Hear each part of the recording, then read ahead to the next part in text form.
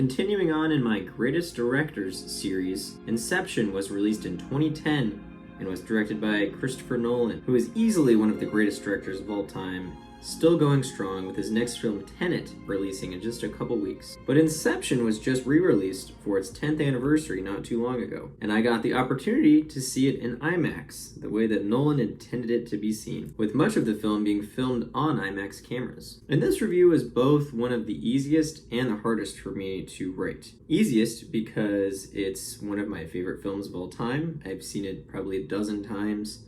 I know the film. It's in my top 5 favorite movies ever, and I love analyzing it. It's one of the hardest because every aspect of the movie is phenomenal. Every aspect blows me away, and I don't know how I'm going to condense it all, but I'm going to try my best. So for those of you who have somehow not seen one of the biggest films of the decade, Inception takes place in a world where there is technology that allows people to enter someone else's dreams. Cobb, played by Leonardo DiCaprio, is hired by a company to break into someone's mind and plant an idea there. He then must assemble a team and a plan to achieve his goal. So the film is obviously dealing with some pretty high concepts, breaking into people's dreams in a heist-like fashion. Audiences, especially at the time of release, had never experienced something quite like this. Rules and logic needed to be firmly established and followed in order for the audience to feel like this was a real world and feel the stakes involved here. Which means there is a lot of exposition that needs to happen. Thankfully, the plot of Inception lends itself to the exposition being shown in a very natural way. Cobb must assemble a team, and some of the members of this team are unfamiliar with certain aspects of the dream world. And these aspects need to be explained to them, and most of the time, they are shown to them. This film is a prime example of how to do exposition properly. You can't just ramble off facts to the audience. They need to be shown. They need to be shown in such a natural way that the audience doesn't even realize it's happening. I remember when I first saw the trailer for Inception, I thought, that's weird, my dreams don't look that real. There's a bunch of weird crap that happens in my dreams. So the first time I watched Inception, I was half expecting like some strange creature or something to pop up at some point. You know, things that happen in dreams that don't happen in real life. But nothing like that ever happens in the film. The film is very grounded in reality, even though over half of it takes place in the dream world. And there's a scene in the movie where Cobb is explaining to newcomer Ariadne that dreams feel real while we're in them. And that's exactly right. First of all, if too much weird crap is happening in a dream, we can realize what's happening and figure out we're actually dreaming, which is a plot point in the film. Secondly, this film would not have been able to achieve the drama that it does and the tone that it does if this film did not feel real and grounded to the audience. We just wouldn't take it as seriously.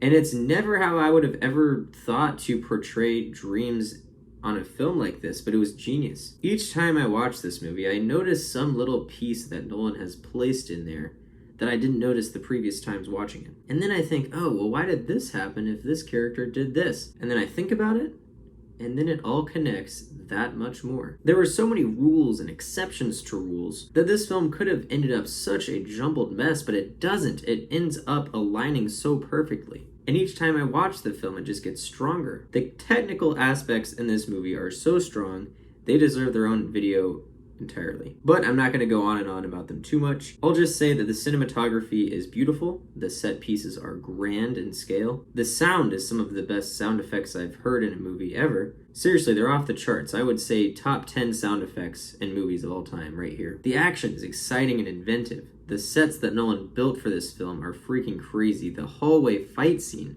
was revolutionary in and of itself, and that's just one action scene out of so many in the film. And the CGI is the icing on the cake. Nolan only uses CGI in places where he can't use practical effects. He uses it so sparingly, but when he does use it, he gets it right. The CGI looks real. It does not look like CGI, which is the way it should be. The editing of the film is fantastic. The transitions are great. It makes for a fast-paced film that slows down at just the right places. Nolan edits certain scenes just like a magic trick, making the audience think one thing is happening and then pulling the curtain to reveal what's actually going on. This happens all the time in the movie and keeps the audience on their toes the entire film. And the music. It's simply one of the best scores of all time. It's dreamlike, it's bombastic. It's sad and melancholic when it needs to be. It's so varied and it fits each scene so well. And all of this together already makes for an incredible film. Then we have the acting, which is award-worthy. Seriously, it's some of the best acting I've ever seen out of the entire cast. No one gives a mediocre performance. But the standouts are Leo and Marion Cotillard. They are some of the best performances I've ever seen in my life. Their love story is believable. It feels more real than most romances in romance or drama films. I connect with them and the conflicting feelings they present. This is actually one of the best achievements of the film. One of the best achievements of a sci-fi action thriller is the love story. The romance subplot in action films is typically an afterthought, but here it's at the core of the movie. This part allows Cobb to deal with his inner conflict of guilt and letting go. And this is the perfect film to show an inner conflict, by the way, as this world allows pieces of your personality to be personified in the dream world as an actual person, which allows the viewer to visually experience inner turmoil. This film has so much going on. First of all, there's the audience entering this dream world, a world they've really never experienced in film before. So you've got to make sure all the rules line up and are followed, as I explained earlier. Then there's the different layers of dreams and keeping all of those straight. Then add on top of this a heist plot where anything can go wrong. And then add Cobb's outer world struggles, which make his life ride on this heist. And then we add Cobb's inner conflict with his ex-wife Mal on top of all of this. There are so many layers to this, so many constantly moving pieces that all have to line up at exactly the right places. And that's really what makes this film blow me away every single time. I don't know if I've ever seen a movie with so many moving pieces line up so well.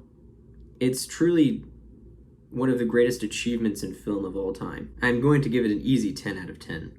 I'd give it higher if I could, obviously. It's the definition of a modern classic. It's timeless. Guys, let me know what you think of Inception in the comments below. If you haven't seen it somehow, do yourself a favor, watch this movie. It will blow you away. Doesn't matter who you are. Hopefully I'll have my review of Tenet out in a couple weeks. Super hyped for that. Make sure to like and subscribe, and I'll see you for my next review.